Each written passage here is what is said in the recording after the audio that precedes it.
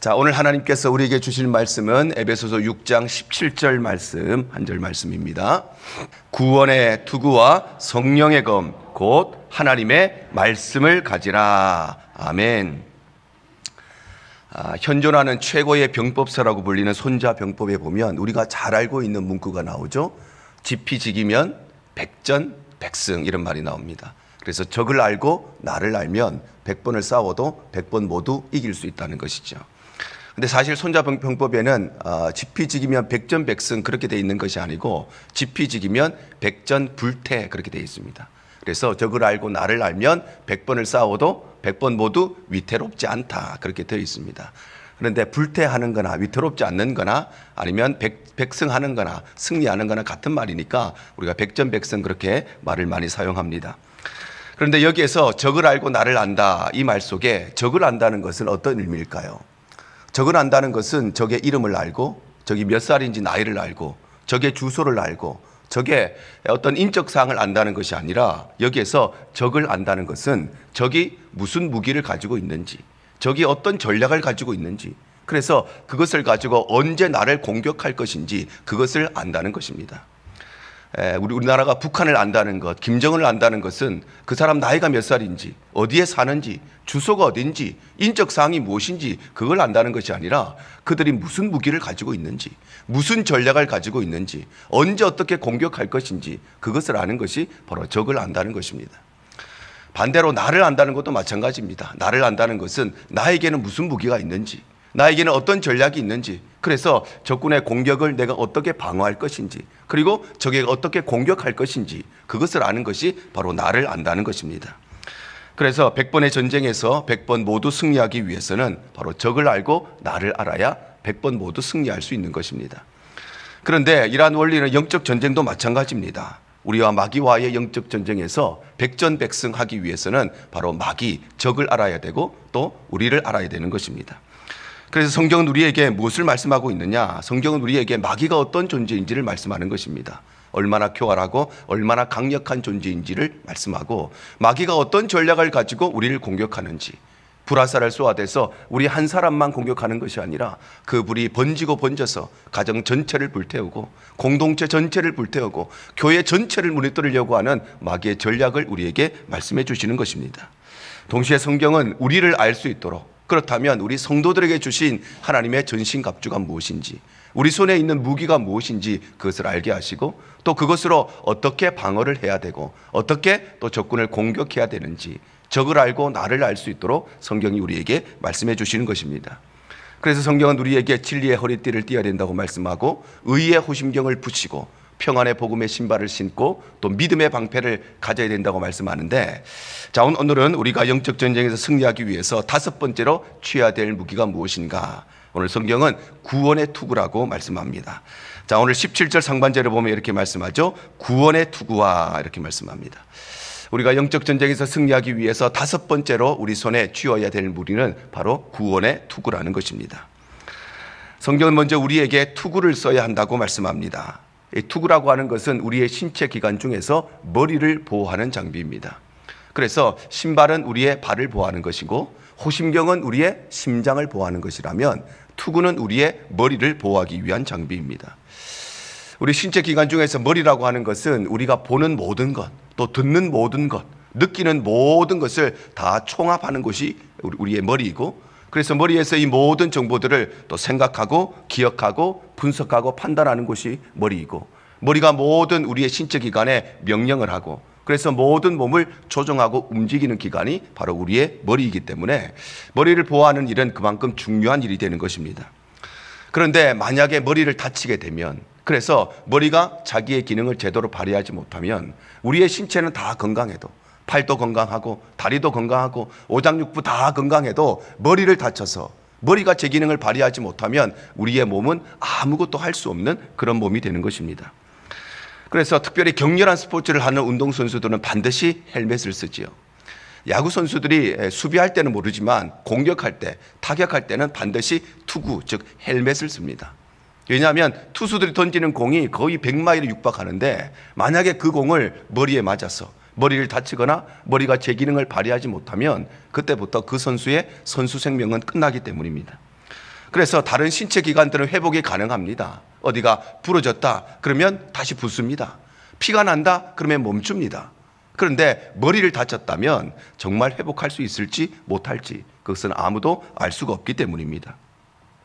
승마 선수도 마찬가지고 사이클 선수도 마찬가지고 또는 미식축구도 마찬가지고 모든 선수들이 바로 머리를 보호하기 위해서 몸은 다쳐도 회복되지만 머리는 회복이 안 되기 때문에 그래서 머리를 보호하기 위해서 다 헬멧을 쓰는 것입니다.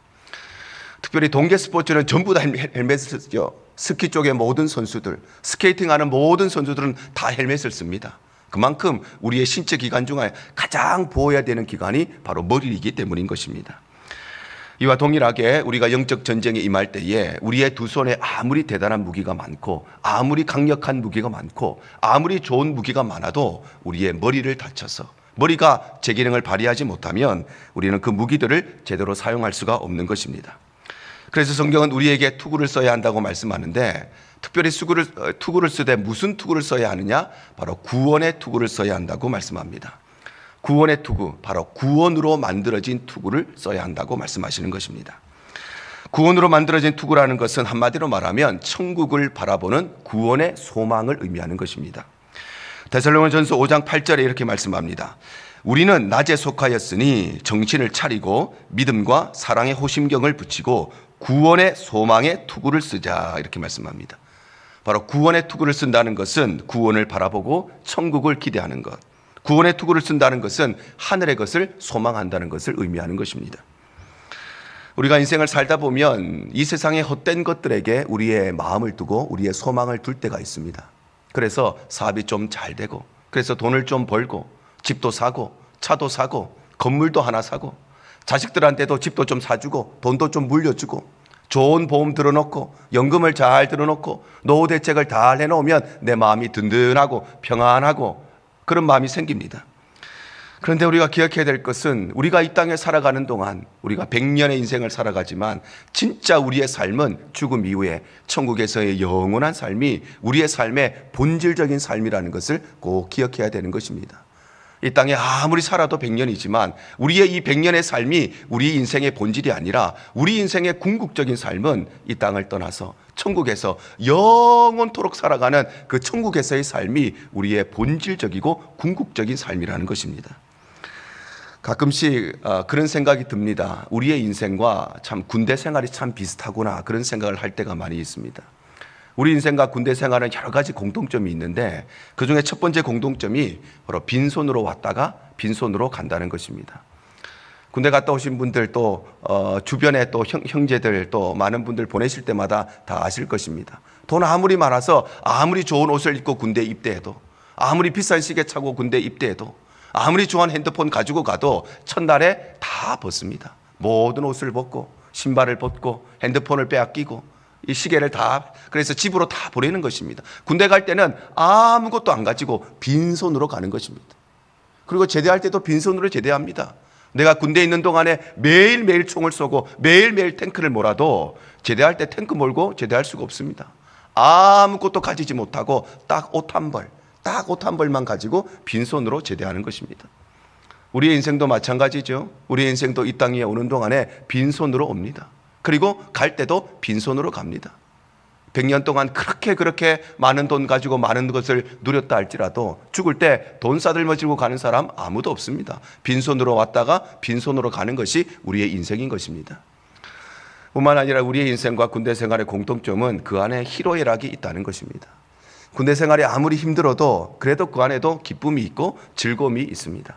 우리의 인생에도 마찬가지죠. 우리의 인생에도 때로는 어려운 일도 있고 눈물 나는 일도 있고 한숨 나는 일도 있지만 또 우리의 인생에는 기쁜 일도 있고 즐거운 일도 있고 행복한 일도 있고 희로애락이라고 하는 것이 둘 다 공통점으로 소유하고 있는 것입니다. 뿐만 아니라 이 둘의 공통점은 정해진 시간이 있다는 것입니다. 군대에 가는데 내가 원하는 때에 가는 것이 아닙니다. 국가가 부를 때 가는 것입니다. 내가 좀 바쁘니까 하루 늦게 간다? 그렇게 할 수가 없죠. 내가 좀 시간이 있으니까 하루 일찍 간다? 그렇게 할 수가 없습니다. 부르는 정확한 날, 그날의 군대를 가야 되는 것이고 제대도 정확한 날 제대합니다. 내가 원한다고 하루 일찍, 내가 원한다고 하루 늦게 그렇게 제대할 수가 없는 것이죠.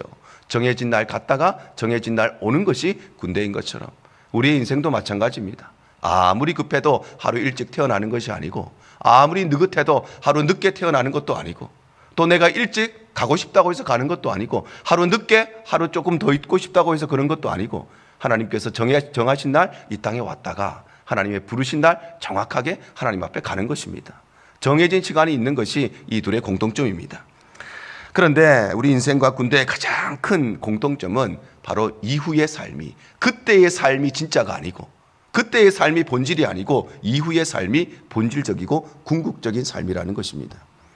군대라고 하는 2년, 3년, 그 시간이 그의 인생의 본질의 삶이 아닙니다. 그의 본질의 삶은 그 이후에 제대하고 나서 수십 년간 그의 인생을 살아가야 될 그 이후의 시간이 그의 삶의 본질적인 삶인 것처럼, 우리가 이 땅에 살아가는 동안에 80년, 90년, 100년을 살아도 이것이 우리의 본질의 삶이 아니라 그것은 천국을 위해 준비하는 시간일 뿐, 우리의 본질적인 인생은 바로 천국에서의 영원한 끝이 없는 시간인 것입니다. 그래서 세상에서 제일 불쌍한 사람이 예배가 지겨운 사람이에요. 왜냐하면 천국 가면 영원토록 예배만 드려야 되는데, 이 땅에서 예배가 지겨워서 천국 가서 영원토록 어떻게 예배만 드리고 삽니까? 그 사람이 제일 불쌍한 사람인 것입니다. 우리의 삶의 가장 기쁨이 하나님을 예배하는 시간이 되시기를 바랍니다. 그래서 우리가 구원의 투구를 쓴다는 것은 바로 천국의 소망을 가진다는 것이고, 그래서 구원의 투구를 쓰고 천국의 소망을 가진 사람은 오늘보다 내일의 삶을 더 소중히 여기는 시간입니다. 바로 이 땅에서의 삶보다 천국에서의 삶을 더 소중히 여기는 사람이 구원의 투구를 쓰고 있는 사람인 것입니다. 군대 2년, 3년을 보냅니다. 그런데 그 시간보다 미래의 시간이 더 중요한 것이 당연한 것이지요. 2, 3년을 위해서 자신의 모든 인생을 투자하지는 않습니다. 이 2, 3년의 시간은 이후에 제대하고 나서 수십 년 내 인생의 꿈을 펼칠 그 시간이 궁극적인 시간이기 때문에 우리의 인생도 마찬가지로 이 땅에서의 삶이 궁극이 아니라, 그래서 오늘보다 내일의 삶, 이 땅의 삶보다 천국의 삶을 더 소중하게 여기는 것입니다. 또한 구원의 투구를 쓴 사람은 그래서 참고 견디고 인내할 수 있는 것입니다. 군대 생활 힘들죠. 그런데 견딜 수 있는 이유가 뭐냐? 제대할 날이 있기 때문입니다. 버틸 수 있는 힘이 어디냐? 인내할 수 있는 힘이 어디냐? 이것이 다가 아니고, 제대하고 나면 내 꿈과 내 비전과 내 미래를 이뤄나갈 궁극적인 삶이 있기 때문에, 그래서 아무리 힘들어도 버티고 견디는 것입니다.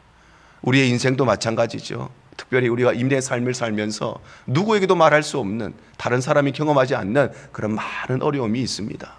여러분, 이민 와서 이민의 삶을 살면서 어려웠던 것, 아마 책으로 쓰면 아마 우리 권사님들 수십 권의 책이 나올 것입니다. 얼마나 어려운 일이 많았습니까? 그런데 견딜 수 있는 것은, 그럼에도 불구하고 버틸 수 있는 것은, 인내할 수 있는 것은 바로 우리에게는 천국의 소망이 있기 때문에, 그래서 우리는 무슨 일이든지 버티고 견딜 수 있는 것입니다. 또한 구원의 투구를 쓴 사람, 천국의 소망을 바라보는 사람은 기쁨으로 기다리는 사람입니다. 결혼 날짜를 받은 신부가 하루하루 손꼽아 기대하며 그 결혼 날짜를 기다리는 것처럼, 우리가 이 땅에 살아가는 동안에도 예수 그리스도가 오실 그날을 기대하고, 우리가 천국에 입성할 그날을 기대하고 하루하루 손꼽아 기다리는 것이 바로 구원의 투구를 쓴 사람의 삶인 것입니다. 그러므로 성도 여러분, 우리가 영적 전쟁에 승리하기 위해서는 바로 구원의 투구, 구원으로 만들어진 투구를 써야 하는 것을 꼭 기억하시길 바랍니다. 그래서 우리의 삶이 오늘보다 내일을 소중히 여기고, 이 땅에서의 삶보다 천국의 삶을 귀하게 여기고, 그래서 모든 것을 견디고 그날을 기대하고 하루하루 기쁨으로 살아가는 복된 삶이 되시기를 바랍니다. 이것이 바로 우리가 이 땅 가운데 영적 전쟁을 승리하는 지름길인 것입니다. 뿐만 아니라 성경이 우리에게 영적 전쟁에 승리하기 위해서 마지막 6번째로 취해야 될 무기가 바로 성령의 검이라고 말씀합니다. 오늘 보면 17절 하반절입니다. 성령의 검 곧 하나님의 말씀을 가지라 말씀합니다. 바로 우리가 영적 전쟁에 승리하기 위해서 6번째로 취해야 될 무기는 성령의 검, 바로 하나님의 말씀이라는 것입니다. 전쟁에서 백전백승을 하기 위해서는 적을 알고 또한 나를 알아야 합니다. 그래서 적이 어떤 무기를 가지고 있는지, 어떤 전략을 가지고 있는지, 우리를 어떻게 공격할 것인지 적을 알아야 되고, 또 나에게는 어떤 무기가 있고, 그래서 어떤 전략을 가지고 적의 공격을 방어하고 어떻게 공격해야 되는지 나를 알아야 백전백승을 할 수 있는 것입니다. 그런데 지금까지 살펴본 5가지의 무기들, 바로 진리의 허리띠, 의의 호심경, 평안의 복음의 신발, 믿음의 방패, 구원의 투구, 이 5가지의 공통점은 적의 공격을 방어하기 위한 무기들입니다. 공격하기 위한 무기가 아니라 나를 보호하기 위한 그런 무기들인데, 여섯 번째 바로 성령의 검, 하나님의 말씀은 이 6개 중에 유일하게 적을 공격할 수 있는 무기라는 것입니다. 성령의 검이 바로 하나님의 말씀이 마귀를 공격할 수 있는 유일한 공격용 무기라고 하는 것은 그게 두 가지 의미가 있는데, 첫 번째 의미는 마귀는 바로 하나님의 말씀만 두려워한다는 것입니다. 마귀는 큰 교회라고 두려워하는 게 아닙니다. 마귀는 사람들 많이 모인다고 두려워하지 않습니다. 마귀는 교회에 재정이 흘러넘치면 그것 가지고 두려워하지 않습니다. 마귀는 말씀 앞에 두려워하는 것입니다. 그래서 마귀가 예수님을 처음으로 공격했을 때 예수님이 무엇으로 물리치시느냐? 말씀으로 물리치시는 것입니다. 마태복음 4장 3절과 4절입니다. 시험하는 자가 예수께 나와서 이르되 네가 만일 하나님의 아들이거든 명하여 이 돌들로 떡덩이가 되게 하라. 예수께서 대답하여 이르시되 기록하였으되 사람이 떡으로만 살 것이 아니요 하나님의 입으로부터 나오는 모든 말씀으로 살 것이라 하였느니라. 바로 예수님께서 40일 동안 금식하고 굶주려 있을 때에 마귀가 유혹합니다. 그런데 그 마귀의 유혹 앞에 예수님께서는 초인적인 의지로 그 배고픔을 견디신 것이 아닙니다. 예수님께서는 논리적인 말로 마귀를 공격한 것이 아니고 예수님께서는 성경에 기록된, 신명기에 기록된 말씀을 통해서 바로 마귀를 공격하시고 마귀를 물리치신 것입니다. 왜냐하면 마귀는 다른 것에 두려워하는 것이 아니라 바로 말씀 앞에서만 두려워하기 때문입니다. 두 번째 시험도 마찬가지입니다. 마태복음 4장 5절에서 7절입니다. 이에 마귀가 예수를 거룩한 성으로 데려다가 성전 꼭대기에 세우고 이르되 네가 만일 하나님의 아들이거든 뛰어내리라. 기록되었으되 그가 너를 위하여 그의 사자들을 명하시리니 그들이 손으로 너를 받들어 발이 돌에 부딪히지 않게 하리로다 하였느니라. 예수께서 이르시되 또 기록되었으되 주 너의 하나님을 시험하지 말라 하였느니라 말씀합니다. 바로 마귀가 두 번째로 예수님을 시험하고 공격할 때도 예수님께서는 오직 한 가지, 바로 기록된 하나님의 말씀을 통해서 마귀를 물리치신 것입니다. 왜냐하면 마귀는 하나님의 말씀만 두려워하기 때문입니다. 세 번째 유혹도 마찬가지입니다. 마태복음 4장 8절에서 10절입니다. 마귀가 또 그를 데리고 지극히 높은 산으로 가서 천하 만국과 그 영광을 보여 이르되 만일 내게 엎드려 경배하면 이 모든 것을 네게 주리라. 이에 예수께서 말씀하시되 사단아 물러가라. 기록되었으되 주 너의 하나님께 경배하고 다만 그를 섬기라 하였느니라 말씀합니다. 바로 세 번째 마귀가 예수님을 공격했을 때도 예수님께서는 물리적인 방법으로 마귀를 물리치신 것이 아니라, 예수님께서는 어떤 심리적인 방법으로 마귀를 물러가게 하신 것이 아니라 예수님께서는 오직 말씀을 통해서 이 마귀를 물리치신 것입니다. 왜냐하면 마귀는 다른 것에 두려워하고 다른 것에 떠는 것이 아니라 마귀는 말씀 앞에서만 두려워하기 때문입니다. 이처럼 예수님께서는 마귀의 모든 공격에 대해서 단 한 번도 예외 없이 언제나 말씀을 통해서만 이 마귀를 물리치셨습니다. 지식으로 물리치신 것이 아니라, 논리로 물리치신 것이 아니라, 물리적인 힘으로 물리치신 것이 아니라, 여러 가지 방법으로 물리치신 것이 아니라 예수님은 오직 말씀으로만 물리치신 것입니다. 그런가 하면 이 성령의 검이라고 하는 것, 하나님의 말씀이 유일한 공격용 무기라고 하는 것의 두 번째 의미는 바로 마귀는 말씀 앞에서만 떠나간다는 것입니다. 그래서 예수님께서는 귀신 들린 많은 사람들을 쫓아내실 때 어떻게 쫓아내셨느냐? 말씀으로 쫓아내십니다. 마가복음 9장 25절에서 26절 상반절입니다. 예수께서 무리가 달려와 모이는 것을 보시고 그 더러운 귀신을 꾸짖어 이르시되 말 못하고 못 듣는 귀신이 내가 내게 명하노니 이 아이에게서 나오고 다시 들어가지 말라 하시매 귀신이 소리 지르며 아이로 심히 경련을 일으키게 하고 나갔다 말씀합니다. 바로 귀신이 무엇 앞에 두려워하고 떨고 떠나갔는가? 바로 예수님의 말씀 앞에 두려워하고 말씀 앞에 떠나갔다는 것입니다. 그래서 성경이 뭐라고 말씀하시냐? 마지막 날에 이 마귀를 멸망시키는 마지막 공격의 무기가 무엇이냐? 바로 말씀이라고 예언을 하고 있습니다. 요한계시록 19장 20절에서 21절입니다. 짐승이 잡히고 그 앞에서 표적을 행하던 거짓 선지자도 함께 잡혔으니 이는 짐승의 표를 받고 그의 우상에게 경배하는 자들을 표적으로 미혹하던 자라. 이 둘이 산채로 유황불 붙는 못에 던져지고 그 나머지는 말탄 자의 입으로부터 나오는 검의 죽음에 모든 새가 그들의 살로 배불리더라 말씀합니다. 여기에 짐승이 나오고 미혹하는 자가 나오죠. 이들은 바로 우리의 대적인 마귀를 말하는 것입니다. 그리고 말 탄 자, 말 타고 있는 사람이 나오는데 이것이 바로 예수님을 의미하는 것입니다. 그런데 마귀가 마지막 날에 무엇에 의해서 멸망당하느냐? 바로 말 탄 자의 입에서 나오는 검, 바로 예수님의 입에서 선포되는 그 말씀 앞에 마귀는 영원한 멸망을 당하게 된다고 성경이 말씀하시는 것입니다. 이처럼 마귀는 성령의 검, 곧 하나님의 말씀만 두려워하고, 마귀는 말씀 앞에서만 떠나가고, 마귀는 마지막 날에 궁극적으로 말씀 앞에 이 말씀을 통해서 멸망을 당하게 되는 것입니다. 그러므로 사랑하는 여러분, 마귀는 교회 건물 크다고 두려워하는 것이 아니고, 마귀는 사람 많이 모인다고 두려워하는 것이 아니고, 마귀는 어떤 교회가 돈이 많다고 두려워하는 것이 아니고, 마귀는 말씀이 선포될 때 그때 두려워 떠는 것입니다. 그래서 우리가 영적 전쟁에 승리하기 위해서는 반드시 이 성령의 검, 바로 하나님의 말씀으로 무장되어야 하는 것입니다. 그래서 말씀이 살아있는 교회가 능력 있는 교회고, 말씀이 살아있는 교회가 하나님이 사용하시는 교회인 것입니다. 그래서 우리는 말씀을 듣는 일에 열심을 내어야 되고, 말씀을 읽는 일에 열심을 내어야 되고, 말씀을 배우는 일에 열심을 내어야 되고, 말씀에 순종하고 말씀에 변화되는 일에 열심을 내고 최선을 다해야 되는 것입니다. 다른 거 아무리 많이 해도 말씀 듣는 일에 열심 내지 않으면, 말씀 배우는 일에 말씀으로 충만하지 않으면 그 교회는 아무 힘이 없는 교회인 것입니다. 그래서 우리가 이 말씀에 성령으로 충만하고 이 말씀으로 충만할 때에, 그래서 우리는 이 영적 전쟁에 승리할 수 있게 되는 것입니다. 오늘 말씀을 정리하고자 합니다. 성경이 우리에게 주어진 바로 6가지의 하나님의 전신갑주에 대해서 말씀하십니다. 바로 우리는 진리의 허리띠를 띄어야 되고, 의의 호심경을 붙여야 되고, 평안의 복음에 준비한 신발을 신어야 되고, 믿음의 방패를 가져야 하고, 오늘 성경이 또 2가지를 말씀하시는데, 첫 번째는 바로 구원의 투구, 구원으로 만드는 투구. 우리가 이 땅에서의 삶을 바라보는 것이 아니라 천국의 삶을 바라보고 하늘의 것을 바라볼 때에 우리는 영적 전쟁에 승리할 수 있고, 마지막 우리에게 주어진 무기는 바로 성령의 검, 하나님의 말씀으로 우리가 충만할 때에 우리는 이 전쟁에서 승리할 수 있다고 말씀하시는 것입니다.